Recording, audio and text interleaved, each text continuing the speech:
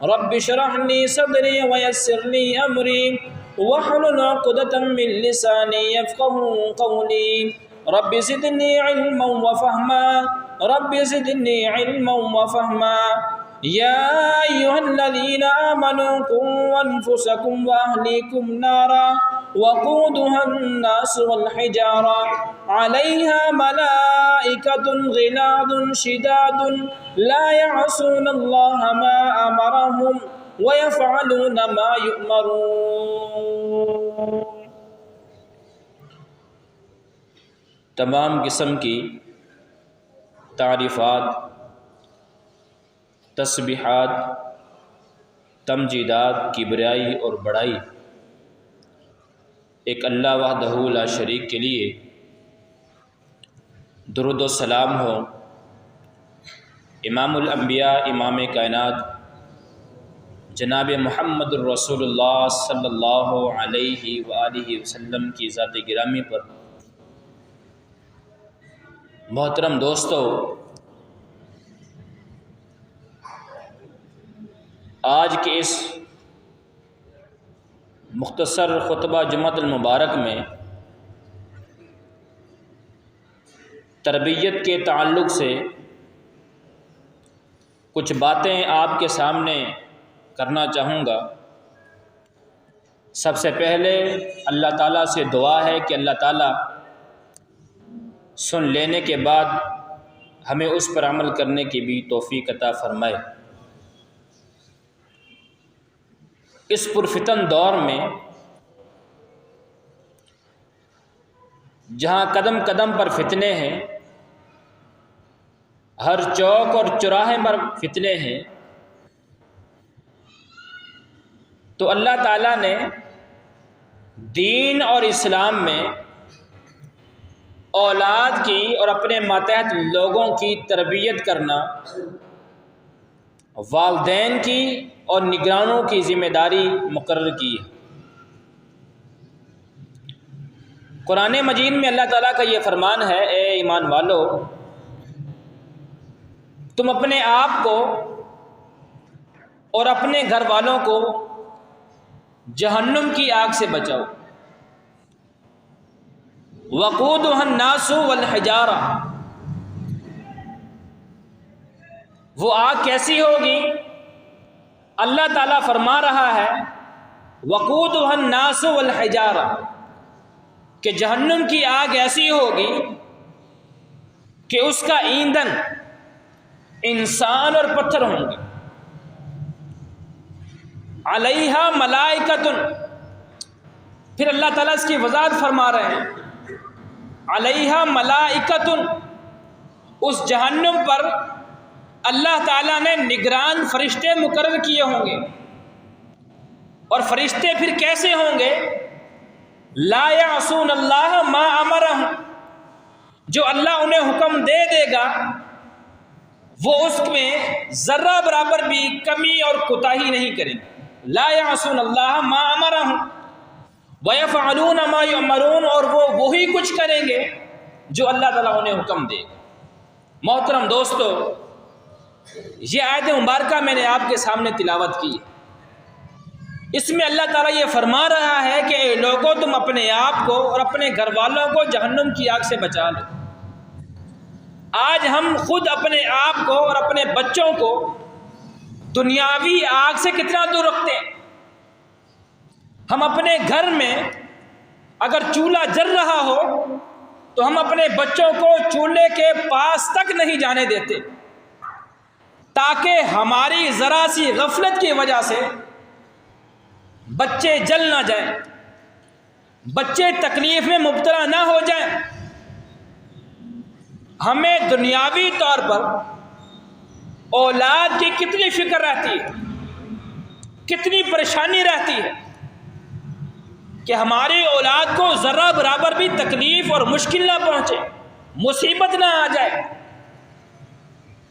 کتنے ہم فکر مند رہتے ہیں۔ لیکن اللہ تعالیٰ نے دین اور اسلام میں والدین کی ذمہ داری مقرر کر دی ہے کہ لوگوں تم اپنے اولاد کی تربیت کرو، اپنی اولاد کی تربیت کرو۔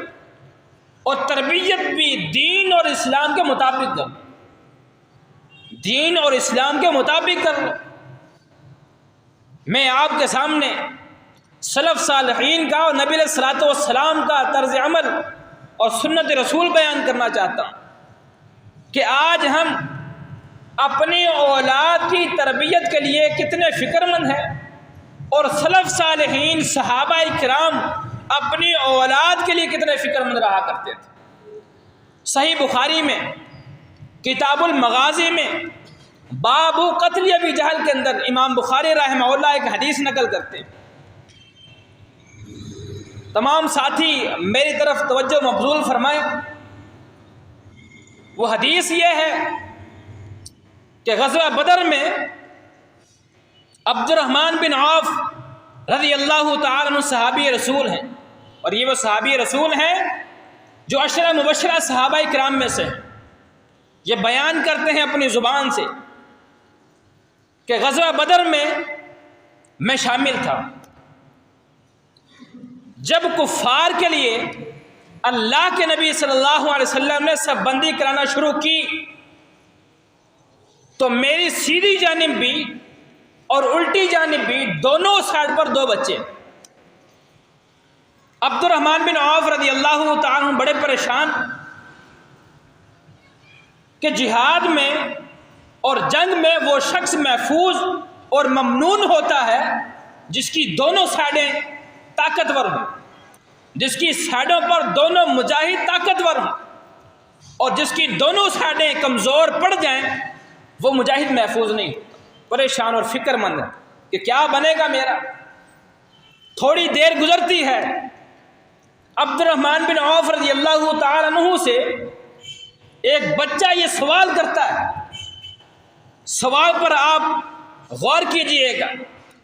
سوال یہ ہے کہ یا امی ارینی ابا جہل، اے چچا جان یہ بتائیں کہ ہمارے سامنے کفار کی صف بنی ہوئی ہے، سامنے کفار کی صف ہے، آپ صرف اتنا بتا دیں کہ ان کافروں میں مشرکین مکہ میں ابو جہل کون ہے، ارینی ابا جہل، مجھے صرف ابو جہل کی نشاندہی کروا دیجئے کہ ابو جہل کون ہے۔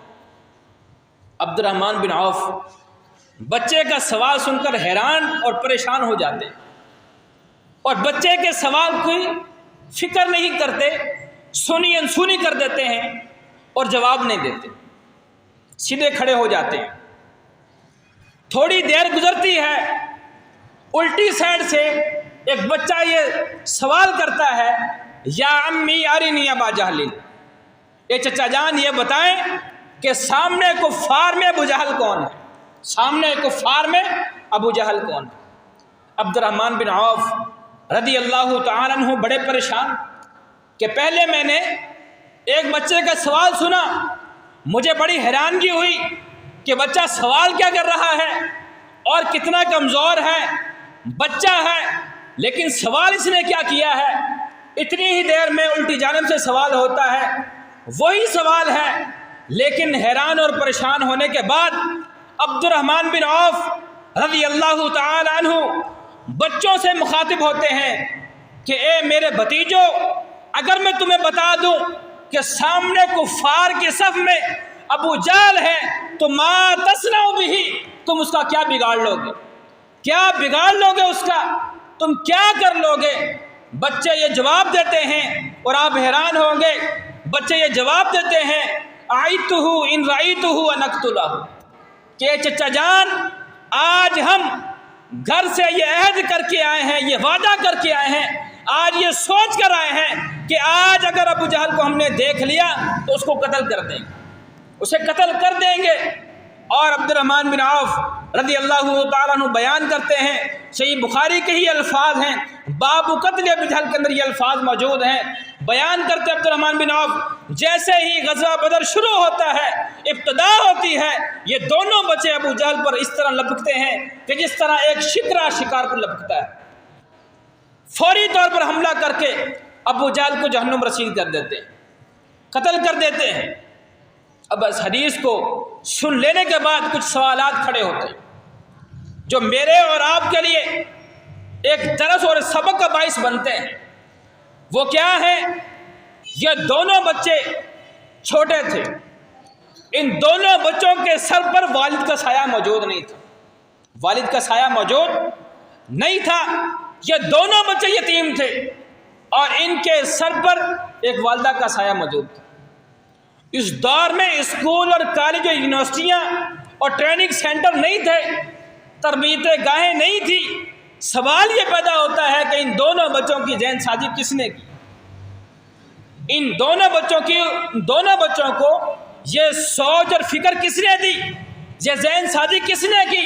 ظاہر سی بات ہے والدہ نے ان کی ذہن سازی کی ہے، والدہ نے ان کی تربیت کر کے بھیجا تھا اور یہ پیغام دے کر بھیجا تھا، یہ سمجھا کر بھیجا تھا کہ بچوں آج اس جہاد کے اندر، جس غزوے کے اندر تم جا رہے ہو، آج اس جہاد میں فرعون ہذہ الامہ، اس امت کا فرعون آ رہا ہے، تم نے اسے قتل کرنا ہے، تم نے اسے قتل کرنا ہے۔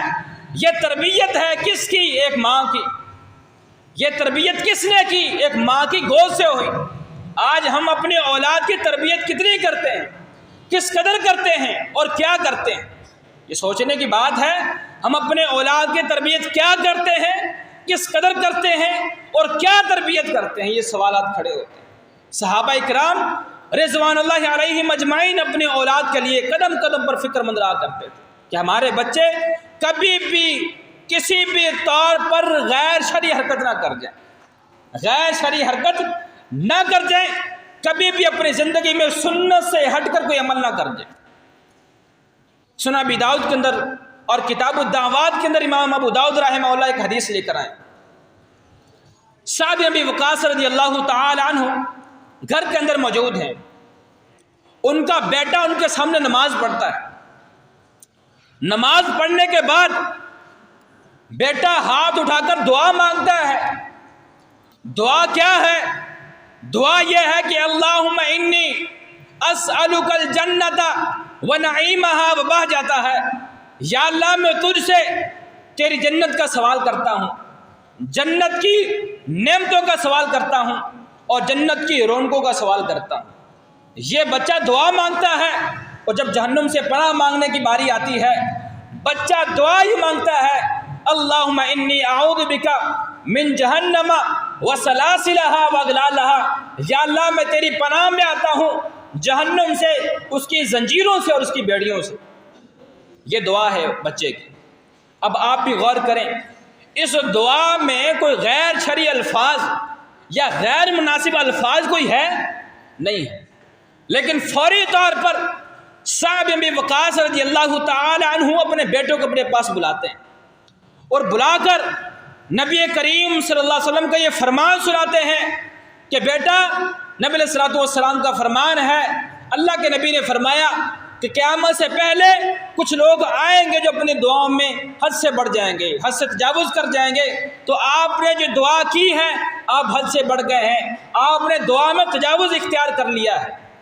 باپ بیٹے کو سمجھا رہا ہے اور پھر سمجھاتا ہے، یہ تربیت کرتا ہے کہ بیٹا جب آپ نے اللہ سے جنت کا سوال کر لیا، جب اللہ آپ کو جنت دے دے گا تو گویا کہ جنت کی ساری نعمتیں بھی دے دے گا، جنت کی ساری رونقیں بھی دے دے گا، سارے باغات بھی دے دے گا۔ جب اللہ نے آپ کو جہنم سے بچا لیا گویا کہ اللہ تعالیٰ آپ کو جہنم کے سارے عذابوں سے بھی بچا لے۔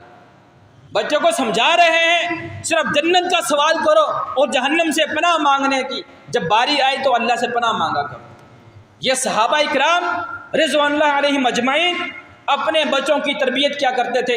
طبرانی کبیر کے اندر ایک روایت موجود ہے، صحابی رسول صلی اللہ علیہ وسلم ایک سفر کے اندر ہیں اور سفر کے اندر ایک لشکر کے امیر ہیں، سفر کر رہے ہیں۔